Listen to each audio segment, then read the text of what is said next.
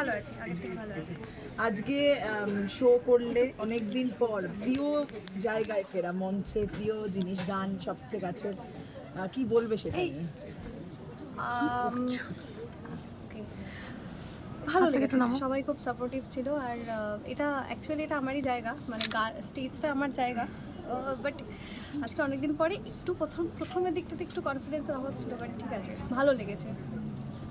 পরপর নিশ্চয়ই এখন শো করবে, Yes, পুরোপুরি। হ্যাঁ, আবার এখন পরপর আছে, জাস্ট মানে যেগুলো ছিল পরপর, মাঝে কটা দিন এই টানাপোড়েনে আর কি বন্ধ ছিল, দ্যাটস ওয়াই আগামীকাল থেকে আছে টানা। আচ্ছা, আমাদের সকলের জীবনে আপস অ্যান্ড ডাউনস থাকে, তোমার জীবনে বলবে এটা একটা ফেজ যেটা কেটে গেছে, শেখালো শেখালো অনেক কিছু। আজকে যেদিন যখন মঞ্চে দাঁড়ালে ঠিক কি মনে হচ্ছিল, টপ অফ দ্য ওয়ার্ল্ড কিছু কিরকম ফিল হচ্ছিল? না, মনে হচ্ছিল যেটা করতে যাচ্ছিলাম সেটা ভুল ছিল, এটা মনে হচ্ছিল। তো এটাই মানে এটা আমি ফিল করেছি, যেটাই করতে যাচ্ছিলাম সেটা নেক্সট টাইম রিপিট তো আমি করবোই না, জাস্ট মাথাতেও আনবো না, কাউকে বলবো না, এটাই।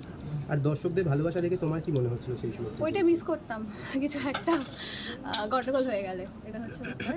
বাট আজকে এখানে দাঁড়িয়ে যে আমি হাসছি, বা আজকে স্টেজে উঠেছি আমি এতগুলো গান গেয়েছি, প্রায় 1.5 ঘন্টা পারফরমেন্স করেছি, সেটা হচ্ছে যে পজিটিভ কমেন্টস বা মেসেজের মাধ্যমে যে পজিটিভিটিটা পেয়েছি সেটার স্ট্রেংথে। তো এটার জন্যই অসংখ্য ধন্যবাদ হচ্ছে আমার ওই পজিটিভ অডিয়েন্সটাকে, যারা বুঝেছে।